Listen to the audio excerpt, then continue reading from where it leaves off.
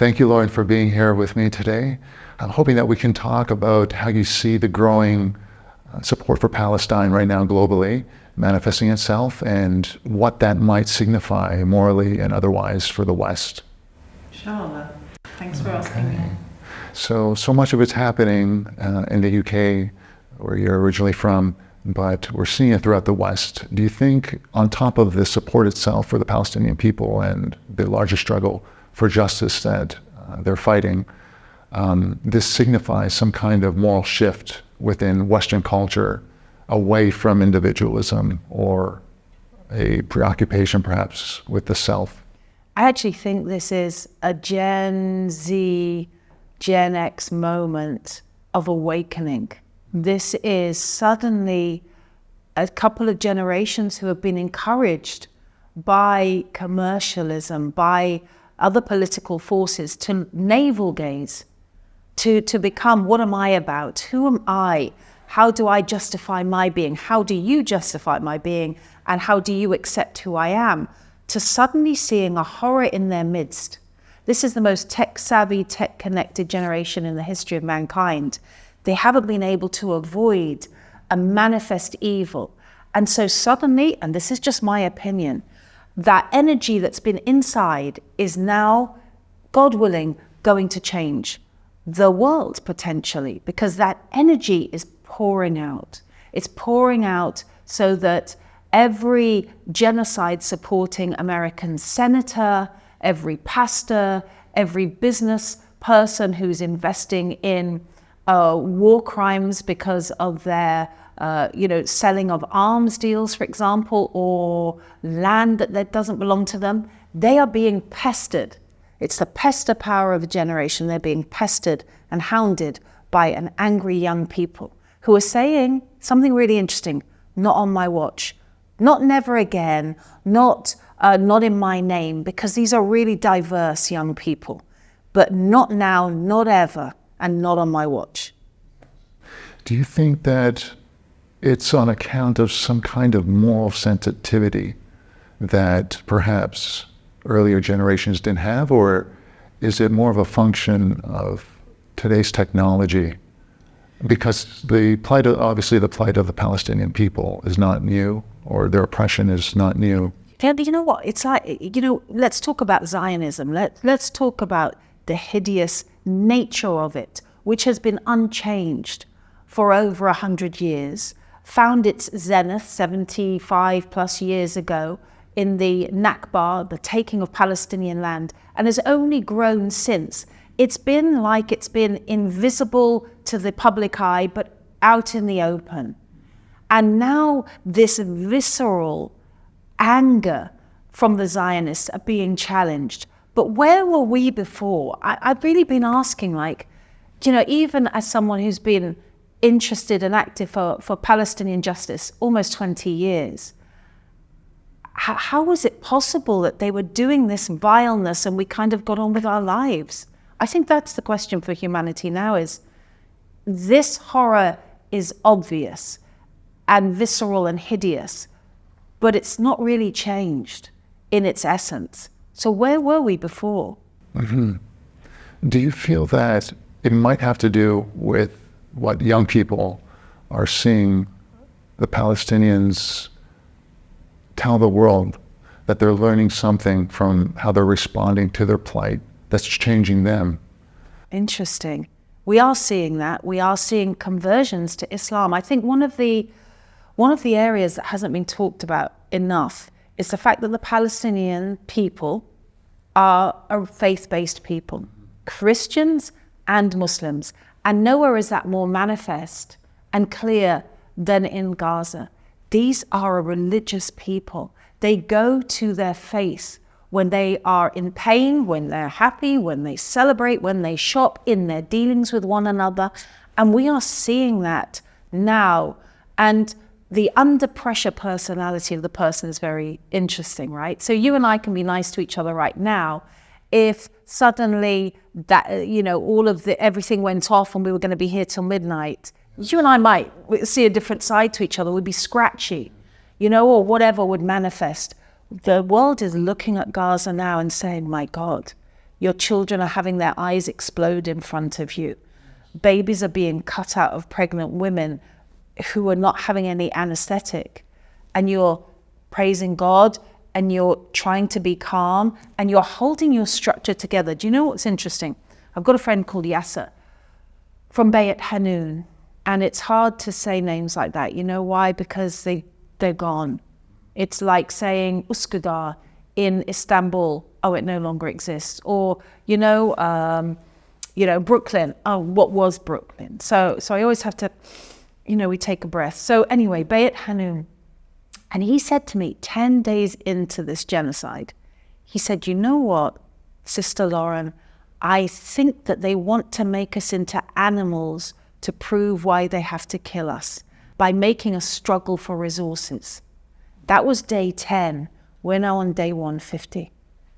And we are seeing, very dignified, gentle people scrabbling onto surfaces, trying to get a sandwich thrown down by their oppressor to keep themselves alive. But they're still not where I think the enemy wants them. They're still not full of a dirtiness and a horror that makes us hate them. And that's the failing of the Zionist image, I think. Yes. And I'm wondering, because you've been to Palestine and in your own work you've made some very important observations about Palestinian culture, what you think within the culture accounts for this kind of resolve or steadfastness that we're seeing. You know what? I can only talk about Palestinian culture as an Orientalist, because I go and it's all very nice. But I do have an eye in, by the grace of Allah, as a Muslim. When I first went to Palestine, I went as a Christian. And I went as a journalist. So I had an eye in then as someone who framed these people as bad guys, potentially bad guys, some kind of amorphous threat to my Western freedoms. That's how I went, even though I didn't think it was in my mind. But if you're asking me what it is in the Palestinians themselves, I can't speak for them, but I do have an eye in on faith. And they absolutely believe with every cell in their being in the dignity of one who believes in one God, and that their children are in Jannah, their dead are in a better place, and the only way that they can reach that place is by being good and steadfast. And it is this determined steadfastness that has really stymied and shocked a clear plan for ethnic cleansing over and over and over again. Now here's another proof that the Zionists do not belong there. If you go there and you feel this, much less if you feel you own the land, could you destroy 750,000 ancient olive trees?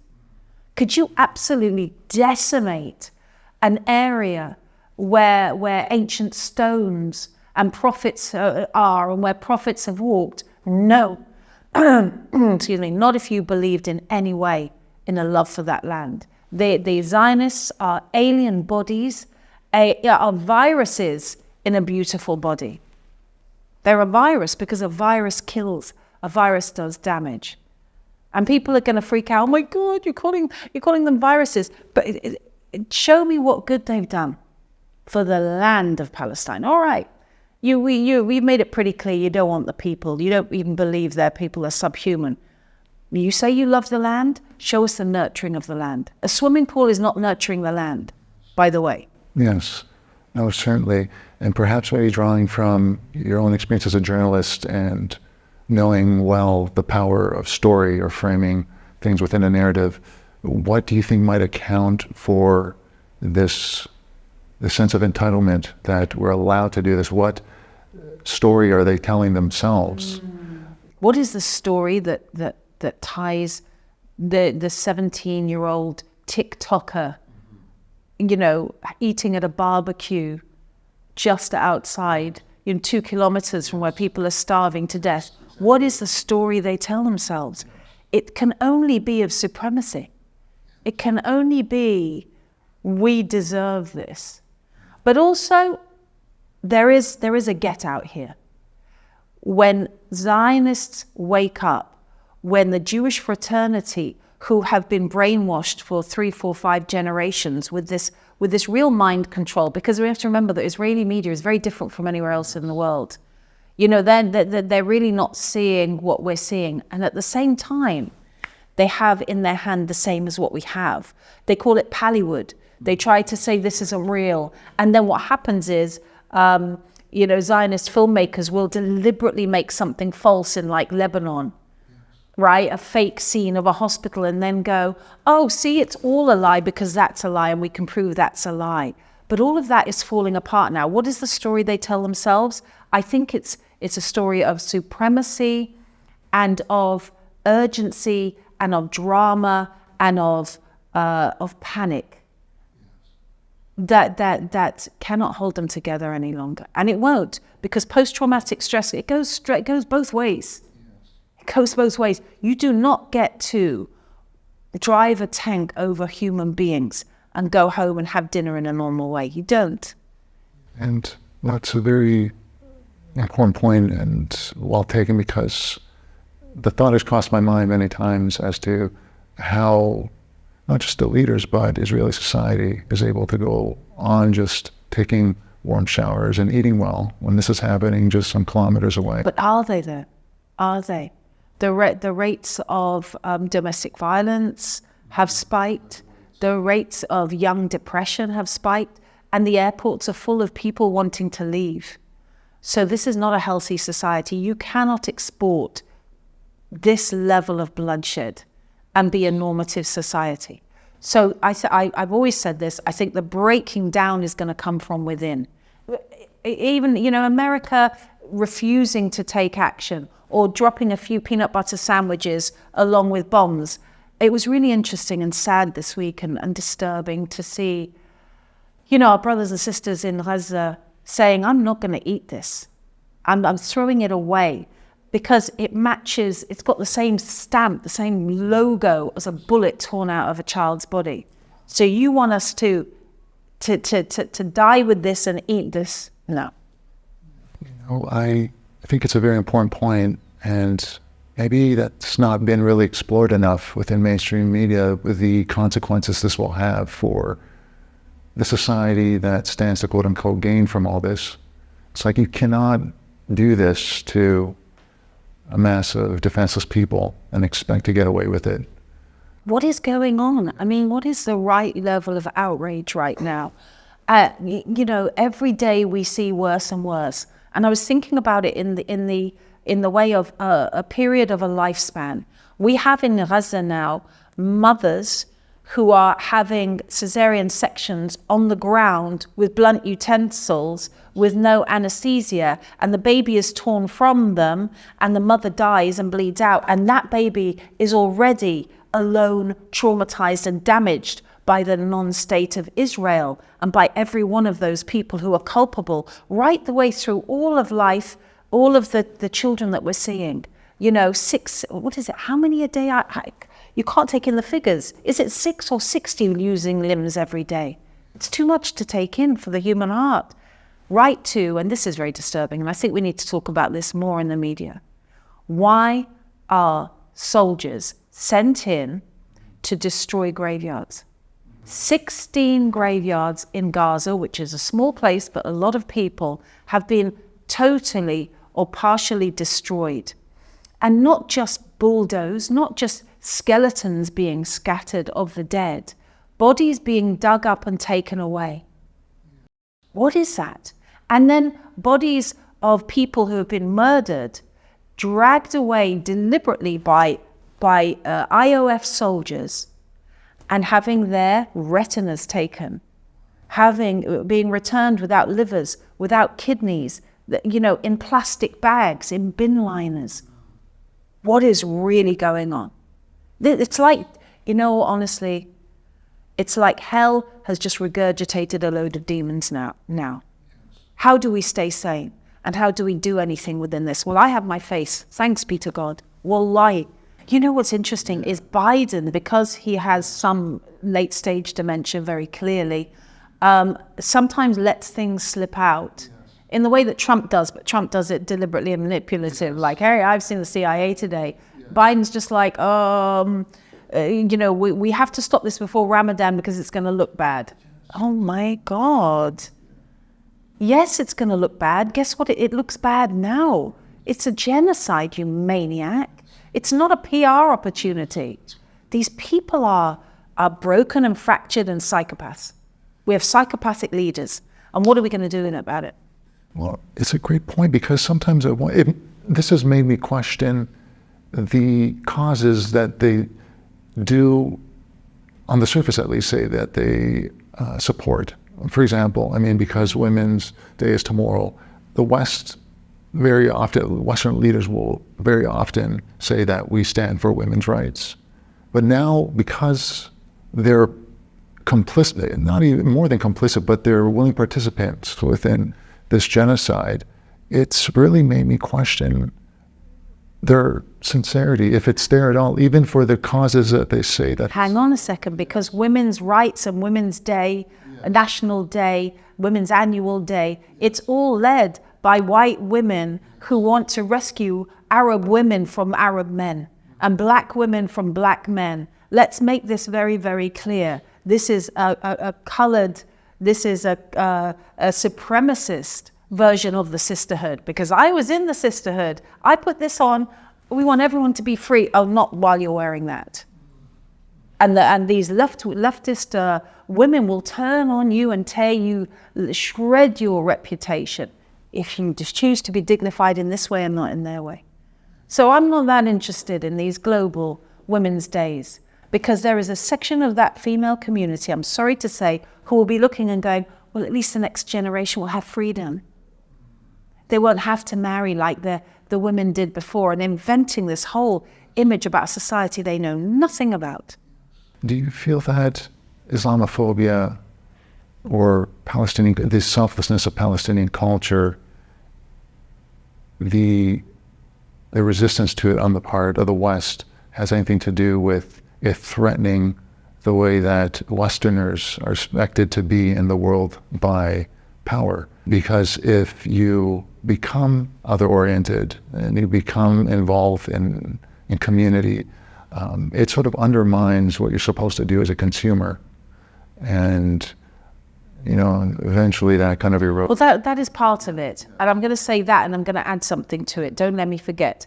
Tariq Ramadan, the scholar, he said over a decade ago, he said, I don't believe it is Islamophobia that's driving Western policy in Iraq and Afghanistan. He said they don't care what God you follow, but they do care that you buy their stuff. And if you are a believer, you might need 1-2 pairs of shoes and you give the rest of your money away, right? You may have a food, but you'll share it with your neighbor. You are not going to maintain the way that they want to live.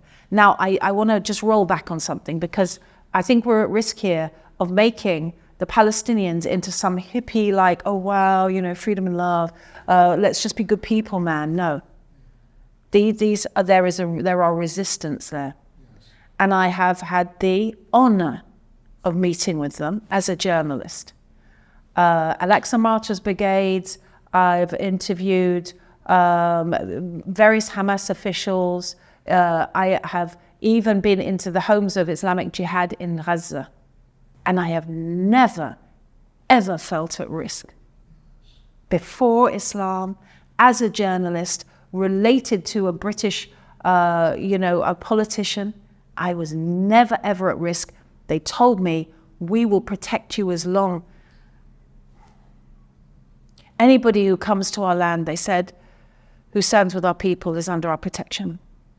They're not hippies. These are strong people with a right to their land, a right to dignity, a right to their own way of life and their own freedoms. And they have a right to fight for that. Let's be very clear. No, I think it's an apt comparison for the point that you're making, that they're not quote-unquote hippies, because there's definitely nothing self-indulgent. Sometimes people use the hippie metaphor to kind of say that this group of people as being self-indulgent, but there's... New Ageism is self-indulgent, and that's kind of our linchpin for anything spiritual at the moment, and that's where we're kind of going wrong, because spirituality is this makes me feel better about myself. That's actually not spirituality. It's very politically conscious. There's a resistance here. There's a putting your life on the line, which is not self-indulgent at all. I mean, it's called Al-Aqsa flood, and we are now coming up to, probably shouldn't time frame it, but we are about to enter the holy month of Ramadan. And the world is watching as people will be fasting in starvation, period, and that they will be either attacked or denied in their holy space. Yes. Where is your morality? America, Britain and France, please don't talk to us. Don't export any more of your democracy. Thank you very much. And the United Nations, wow. And the Security Council, just not interested. Yes, yes. I think it's going to, just because everything's so out in the open right now, I think it's going to somehow undermine people's confidence in the so-called moral foundations of the West and what they mean when they talk about democracy. And I'm wondering whether you see, because there is now a lot more familiarization going on, especially among young people with Islam, as they become involved in their support for Palestine, whether that represents a possible turning point in Western society, morally or otherwise. Like, will there be some kind of transformation that we've not seen before that might make people better people? Only Allah knows that. That's a really big question. Maybe in 200, 500 years, this bit of it will become clear. But I think what there is a hunger and a thirst for is an explanation beyond our own mortality for how to be a good person. Nobody wakes up in the morning and says, I want to be a sadist today. It doesn't happen. They justify it, right? That story that the Zionists tell themselves. But we as Westerners, me before Islam, I was telling myself, I've got to get from life whatever I can get. And I'm a good person, but I hadn't visited anybody who was sick. I hadn't really given my time to the poor very much. I hadn't looked after my own mother. What quantifies us? What quantifies goodness?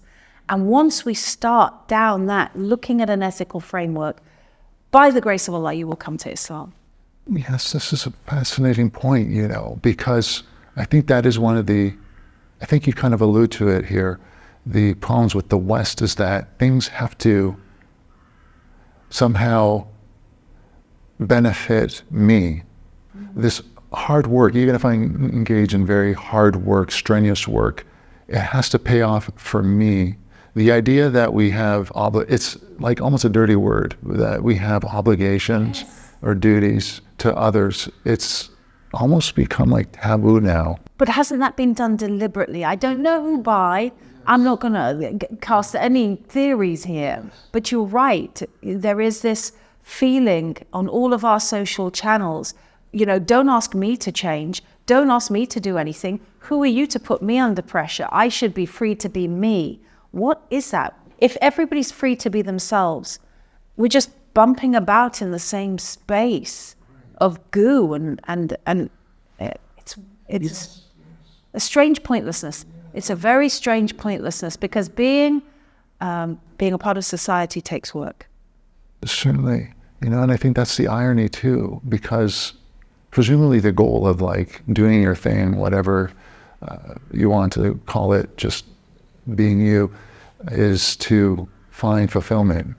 But so much of this kind of way of being in the world leaves people, I think, feeling unsatisfied. And this is something that if you and I were to get into Gaza and go to Rafah next week, inshallah, we would be given food by people with no food.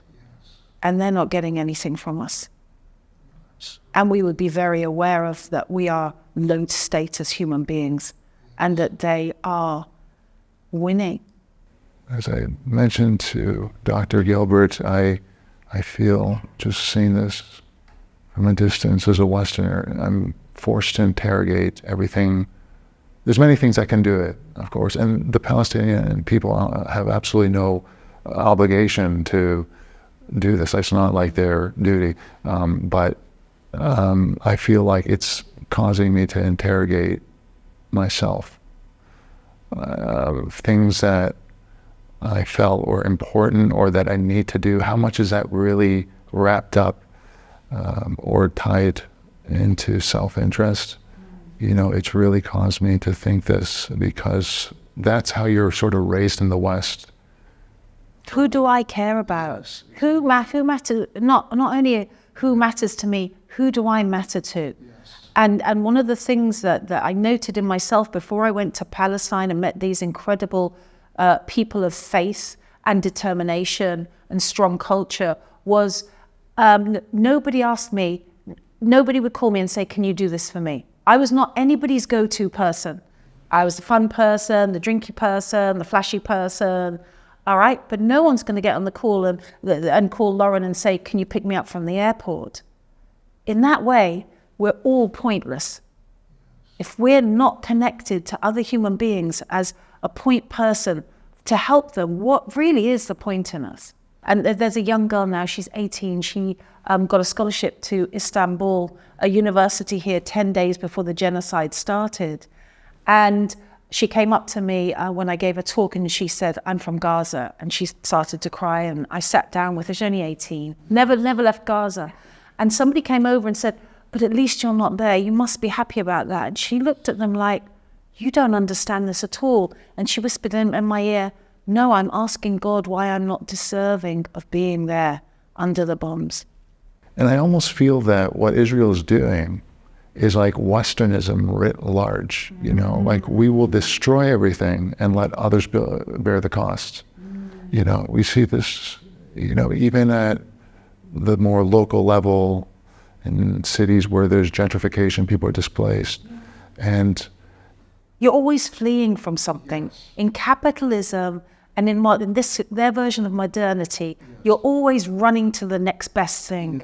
And you can leave a trail of devastation behind you, but you've got to get to that. It's to do with not having satisfaction. And that is something else. The most said word in Gaza is Alhamdulillah. It freaked me out on my previous visits when I was there before I became Muslim. What's this praise and love God and you've got nothing but you know, a shed in Rafah to live in? How are you praising and why? Alhamdulillah, because we're eating today. Alhamdulillah, I have one child, 2 might be dead, but Alhamdulillah. And then I realized, wow, I lived in a state of permanent ingratitude. And this is something else that modern psychology has got very wrong, Paul, is this idea of do a gratitude journal, okay? Be grateful. Gratitude has 2 parts, the one expressing the gratitude and the one to whom you're grateful. So if you move this table because it's in my way, I don't say, oh, thank you, table, or I'm grateful to the universe. I thank you for moving it out my way. It's a 2-way process. Who are you grateful to? If you don't know that, you can't even start on the process of gratitude.